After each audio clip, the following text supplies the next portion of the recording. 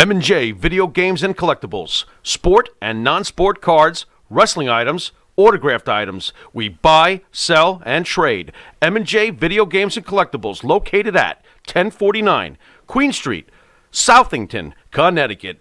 Call us at 1-860-479-9223 or 860-93-GAMES. M&J Video Games and Collectibles. Hi, it's John from Under the Table Hot Sauce. I'm here with my friend, the star of the show, Jimmy Farrow. Yeah, what's up, JB? Nah, nothing. It's been a hot summer, and for all your barbecue needs, you can go to underthetablehotsauce.com. 13 unique flavors to choose from, created and bottled in a Long Island kitchen. Underthetablehotsauce.com. Let's go chow, JB. Let's do it. All the flavor, twice the burn. Little while, I thought to myself, all right, I'm married now. You know, I'm getting older. I have some health issues. My parents are very, in their elder years.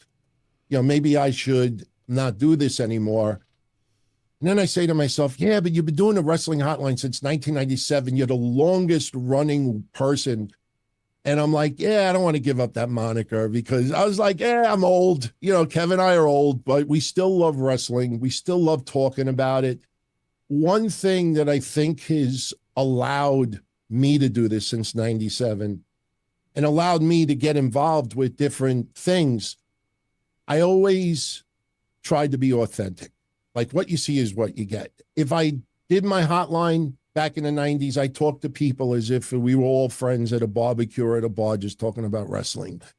I think these days people are doing it just for hits, for views, to try to get ad revenue, for clickbait. I don't think people understand how toxic YouTube is with all the bullshit that you read, bro. And I love Vince Russo, but I say to all of them, I'm like, hey, God bless you if you could sucker people in that much for, to make them think that this is this and this is that.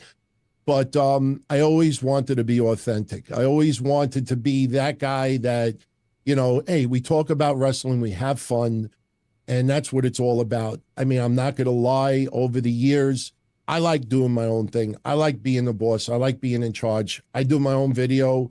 My hotline, I did the hotline. When we were podcasting in 2003 online and the audio was awful, we did it all ourselves.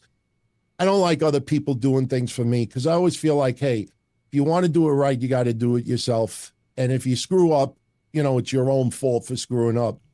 But after all these years, I just still enjoy wrestling. And, unfortunately, you, me, few people out there, we're in that category now that, if you're not part of the in crowd, if you're not just going with the flow, if you're not doing things just to spark emotion or just go along with things that true to yourself is not what you believe, you're considered an outcast. God forbid, we get some stuff correct. God forbid we have a few people in wrestling that we became friends with over the years that tell you a few things, and because they didn't get the information, they just ignore you. That was one of the things, back in the mid-2000s, we had a few people that I was never wrestling news. I was not a reporter. I wasn't a journalist. But in the early 2000s, some people within wrestling would call my line and say, hey, check this, and that. We had a guy in TNA that we used to call Mr. Mystery, and he's the one that broke to us that Nash signed, Hall signed, that Hogan was coming in, a whole bunch of, we would bring it online, and we would go to other wrestling sites, and we'd be like, hey, we got this scoop, and nobody would post it. And I realized, I'm like, if CBS don't like NBC, and NBC is the only one that shows up for a fire and a bunch of people die in a fire, is CBS not going to cover it because they don't like that NBC was the only one there? They got to cover the story anyway. And I learned early on, if you're not part of that crowd, like, unless you are willing to do the favors, and I mean that in a sexual way, or just mindgasms, they just will shun you out and, no sell you and act like you don't exist. Jimmy and I speak about this a lot, right? So it's, I mean, kind of jumping ahead because I'm going to go back to something else, but we'll use Lagreca and Busted Open Radio, okay? I listen to Lagreca. I've had discussions with Lagreca, so has Jimmy. I've noticed many times where I've listened to your show when you were doing it by yourself on a Monday morning. I'd listen at work because I'm early, at work. You would say stuff literally the following, like that morning show at 9 a.m. He would repeat your words, not even like, look, it's wrestling, right? So you're going to come within the same realm of each other, but he would use your words. My own partner here has many times been, and it drives me crazy, right? Because it's like they're bigger, they're the ones that are going to do it. And how do you deal with that? Well, there's a podcast out there who I really, really enjoy. I don't want to say who it is, but a bunch of people brought to my attention that for the last couple of weeks, well, maybe even a month or two, I've been using this analogy with AEW. And I said, Tony Khan, he brought in Okada, he brought in Mercedes Moné, he brought in Jay White, he brought in Will Ospreay. I said, and they can't even draw 700,000 viewers. I said, that's like someone who has a bunch of exotic cars in their driveway, and because they don't know how to drive stick, they just got a bunch of beautiful cars in the driveway just sitting there, and basically soon enough, they just get a little bit rusty, and unfortunately, they're just for show.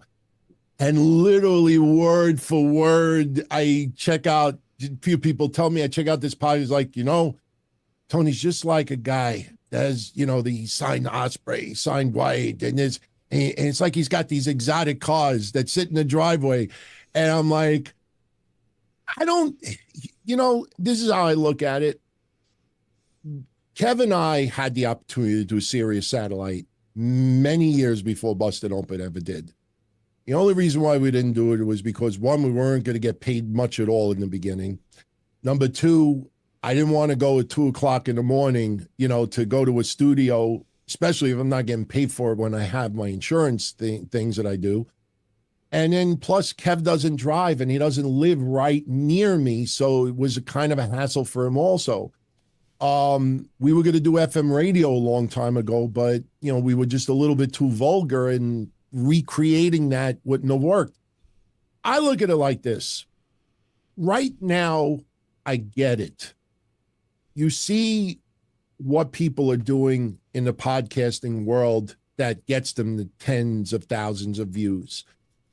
Sooner or later, people are going to get tired of that. Because here's the thing. I think Dave Lagreca is very, very smart, just like Mark Henry and Bully Ray and everybody else on there, because they post ridiculously stupid arguments sometimes that anybody in their right mind having a wrestling discussion would say, Saudi Arabia don't give a fuck about Jey Uso versus Tama Tonga in the King of the Ring main event. Like, with all due respect to Tama Tonga, he had just come in like, you're not going to put him King of the Ring. It's going to be Gunther versus Randy Orton.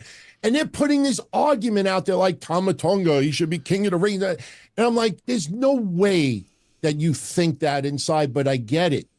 They understand that the wrestling community you're of giving today. them too much credit. They got people working for him. He doesn't have a fucking original thought in his mind. And I'm really? being serious here. Okay, you don't have the advantage of people working for you, posting your videos, cutting it exactly right, whatever. Listen, give the guy the credit of the world. He turned wrestling into a show. Disappointing you and Kev didn't go on. Think that was a mistake. Yeah, sorry to say. But to me, at some point, when do you get mad? When do you get upset? Because, again, Jimmy and I always speak. We're like, you know what? Jimmy, speak to this. We're like, we'll be dead, and then be old. He'll call me one day from Florida. We're 70 years old. He'd be like, hey, man, people are starting to really discover us now. Right, Jimmy? Right. I say it like this. They're very smart because they realize that their audience are gullible about and want to be emotional, like the Cody Rhodes stuff. Yeah, well, it just seems to be the way it works. Yeah, that's the plan. They know who butters their bread, and they want to. And listen, this is not criticism against the wrestling guys there, but as far as Dave Lagreca goes, like I said, doing this we want Cody thing in New York City, where literally a block away there's these protests about Palestine and Israel and all this stuff. I'm like, you know, it's that audience is a niche audience as far as being that gullible. But you got to also understand, and I'm not defending them. I'm just saying Don, I got to ask you, Yeah. is this Crash Radio? You know how Russo had his Crash TV? Is this just Crash? No, Let's it's just the throw shit opposite. against It's the opposite. The Well, it's wrestlers. more well thought out, but isn't the end result the same freaking thing? You're throwing shit on the wall. No, because Cody comes on there, Undertaker comes on there, a lot of people come on there, and they know that underneath the table, they're getting pedicures, they're getting foot massages, that then they don't have to worry about getting, you know, a couple of questions that might, you know, everybody's thinking, but you know, they wouldn't dare say. That's why Tony Khan doesn't go on there anymore. So let me call you out on this then. What is the final fate for the truth teller who wants to do a show? Because you're obviously saying there's us and them. What is the fate for shows like us then, long term? Sooner or later, people get tired of the bullshit. Thank you. I think people are getting tired about this recreation of who killed WCW. I think after 4 weeks, people realized, with all, I hate to say it like this, but most people realize they got jerked off for 4 weeks. They don't understand that The Rock is an entertainer.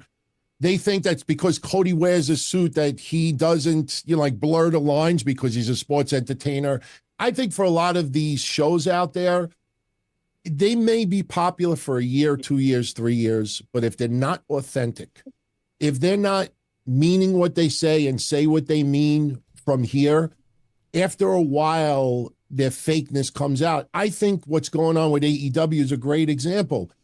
I see people that for 4 years built that fire with AEW, that whenever they would post about stuff that was mediocre, they would put capital words and all these beautiful emojis. And if you even dared to challenge it, what the fuck? What are you, fucking WWE dick sucker? What the fuck is wrong? What are you, stupid? This, and then you're like, man, I don't even want to talk wrestling with you people. And now because AEW's gotten so bad because that comfort zone, that foundation was built on silly putty, now it's staring at them in the face. And now all of a sudden, the people who started the fire are trying to tell us how to put it out. You know, it's just, I think after a while, people realize, man, I'm wasting too much time on people who are just using me for ad revenue.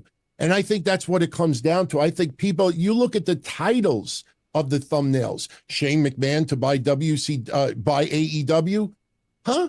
Like, what? Like, oh, MJF making $15 million. Coach said that in his podcast, just saying, oh, he probably broke the bank. Yeah, maybe he made even $15 million. It wasn't based on news, and people just run with it. I think after a while, people are going to realize, hey, I'm just being used to get a little bit of ad revenue. And I think that's when the tides turn. I think that's one of the reasons why I'm still, you know, at least, you know, got numbers. You know, my biggest mistake was breaking off with Kev about 4 or 5 years ago. Well, Tony, I want to cut you off there because we're going to get into that, okay?